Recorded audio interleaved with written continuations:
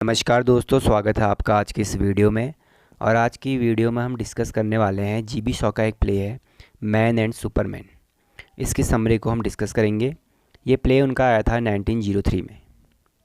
Play के बारे में कहा जाता है कि ये हाफ सीरियस और हाफ कॉमिकल है। इसमें उन्होंने अपने एक इम्पोर्टेंट कॉन्सेप्ट जो उन्हें दिया था लाइफ फोर्स का, उसके बारे में भी हम डिस्कस करने वाले हैं। तो आइए जानते हैं इसकी समरी को। ये कहानी शुरू होती है मिस्टर वाइटफील्ड। ये एक आदमी है जिनकी डेथ हो चुकी है, वहाँ से कहानी स्टार्ट होती है। मरते मरते वो अपनी बेटी एन, जिसका नाम है एन वाइटफील्ड, उसकी जिम्मेदारी दो लोगों को सौंप जाते हैं। उनमें से पहला है रैम्सडेन। ये एक पुराने ख्यालों वाला एक हम कह सकते हैं कि बूढ़ा व्यक्ति है। और दूसरा है जैक टेनर, जो कि जवान है, अमीर है और थोड़ा क्रांतिकारी टाइप का लड़का है, लेकिन वो शादी के बिल्कुल खिलाफ होता है। ये दोनों एक दूसरे की शक्ल देखना पसंद नहीं करते, लेकिन अब इन्हें मिलकर एन का ख्याल रखना पड़ेगा। फिर कहानी आगे बढ़ते हैं, हम देखते हैं कि जो इसका नेक्स्ट कैरेक्टर है वो है ऑक्टावियस। ये टेनर का दोस्त है और एक पोएट है। ये एन से पागलों की तरह प्यार करता है और उससे शादी भी करना चाहता है। एन के बारे में अगर हम बात करें तो ये देखने में काफ़ी भोली है, लेकिन कहा जा सकता है कि ये बहुत ज़्यादा शातिर है। इसे ऑक्टावियस में कोई भी इंटरेस्ट नहीं है। इसका असली टारगेट जैक टेनर है। ये उसे पसंद करती है और उससे शादी करना चाहती है। और टेनर के बारे में अगर बात की जाए तो इसे लगता है कि औरतें मर्दों को फंसाती है ताकि वे बच्चे पैदा कर सकें और दुनिया को आगे बढ़ा सकें। इसे वो लाइफ फोर्स कहता है। वो शादी से कोसों दूर भागना चाहता है। वो बिल्कुल भी शादी के बहुत ज़्यादा खिलाफ है। जब टेनर को पता चलता है कि एन उसे फंसाने का प्लान बना रही है, तो वो डर कर अपनी कार उठाता है और अपने ड्राइवर के साथ स्पेन भाग जाता है। उसे लगता है कि अब वो बच गया, पर एन इतनी कच्ची खिलाड़ी नहीं थी। वो अपने पूरे गैंग, रैम्सडेन, ऑक्टावियस वगैरह, इन सब के साथ टैनर का पीछा करते हुए स्पेन पहुंच जाती है। फिर आगे हम देखते हैं कि स्पेन के पहाड़ों में टैनर को कुछ डाकू पकड़ लेते हैं, यानी उसे किडनैप कर लेते हैं। फिर देखते हैं कि रात को वहाँ उसे एक सपना आता है जहाँ वो खुद को डॉन जुआन, एक मशहूर आशिक बन जाता है। वो सोचता है कि वो डॉन जुआन बन गया है, जो कि एक वुमेन सेड्यूसर है। सपने में वो लंबी चौड़ी बातें करता है, जैसे कि वो कहता है कि इंसान को सुपरमैन यानी बेहतर इंसान बनना चाहिए, और शादी इंसान की तरक्की में रुकावट है। औरतें प्रकृति का औजार हैं जो मर्दों को घर गृहस्थी में बांध देती है।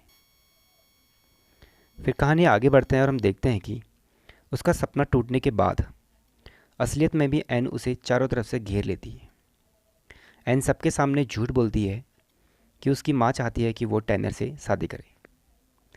टैनर बहुत हाथ पैर मारता है, बड़ी बड़ी दलीलें देता है कि मैं शादी नहीं करूँगा, ये गुलामी है। लेकिन एन की खूबसूरती और उसकी बातों के आगे टैनर की एक भी नहीं चलती। अंत में टैनर को सरेंडर करना पड़ता है और वो एन से शादी के लिए हाँ कर देता है। और यहीं पे ये प्ले ख़त्म हो जाता है। दोस्तों, इसमें जॉर्ज बर्नार्ड शॉ ने बहुत ज़्यादा महत्वपूर्ण चीज़ों के बारे में हमें बताया है। जैसे कि वो कहना चाहते हैं कि मर्द चाहे कितनी भी फ़िलॉसफ़ी झाड़ ले, अंत में जीत लड़की की होती है, यानी नेचर, प्रकृति की होती है। वो चाहते हैं कि लाइफ आगे बढ़ते रहे, क्योंकि वुमेन हमेशा ये चाहती है कि जो लाइफ है वो चलती रहे। इसलिए वो प्यार का लालच देकर हमें शादी के जाल में फंसाते हैं। टैनर की शादी उसकी हार नहीं, बल्कि लाइफ फोर्स की जीत है, जो कि लाइफ फोर्स का एक important concept George Bernard Shaw ने बताया है।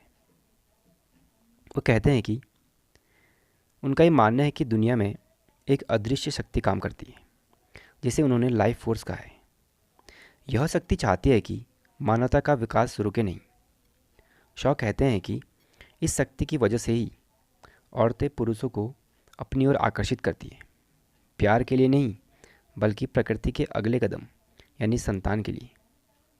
उनके अनुसार शादी सिर्फ एक सामाजिक रस्म नहीं है, बल्कि प्रकृति का एक जाल है। आमतौर पर जैसे हम देखते हैं कि पुरुष महिला का पीछा करता है, लेकिन सौ ने इसे उल्टा कर दिया है। इस नाटक में जो एन है वो एक शिकारी की तरह टैनर, जो कि उसका शिकार है, उसके पीछे पड़ी हुई है। शॉ हमें ये बताना चाहते हैं कि महिलाएं अपनी कोमलता और चालाकी का इस्तेमाल करके पुरुषों को शादी के लिए मजबूर कर देती हैं, ताकि वे अपना लाइफ फोर्स वाला मकसद पूरा कर सकें। शॉ का ये मानना है कि इंसान अभी अपनी पूरी क्षमता तक नहीं पहुंच पाया है। हमें एक सुपरमैन की ज़रूरत है, एक ऐसा इंसान जो शारीरिक रूप से ही नहीं बल्कि दिमागी और नैतिक रूप से भी श्रेष्ठ हो। टैनर का मानना है कि जब तक पुरुष शादी और इन घरेलू झंझटों में फंसा रहेगा, वह कभी सुपरमैन बनने की दिशा में काम नहीं कर पाएगा। शॉ ने बताया है कि समाज के नियम कितने खोखले होते हैं। जैसे रैम्सडेन खुद को बहुत सुधारक यानी रिफॉर्मर मानता था, लेकिन वह पुरानी सोच से जकड़ा हुआ है। वॉयलेट के किस्सों में शॉ दिखाते हैं कि समाज के लिए नैतिकता से ज़्यादा शादी का सर्टिफिकेट जरूरी है। शॉ यह भी बताते हैं कि ऑक्टावियस जैसा पोएट जो प्यार को खुदा मानता है, वह असल में नासमझ है। असली दुनिया भावना से नहीं बल्कि प्रकृति के कठोर नियमों और लाइफ फोर्स से चलती है। इस प्ले में शॉ हमें ये बताते हैं कि इंसान चाहे कितनी भी बड़ी से बड़ी बातें कर ले, आखिर में उसे प्रकृति के नियमों और महिलाओं की बुद्धिमानी के आगे झुकना ही पड़ता है। तो दोस्तों, ये थी इस प्ले की समरी। Thank you.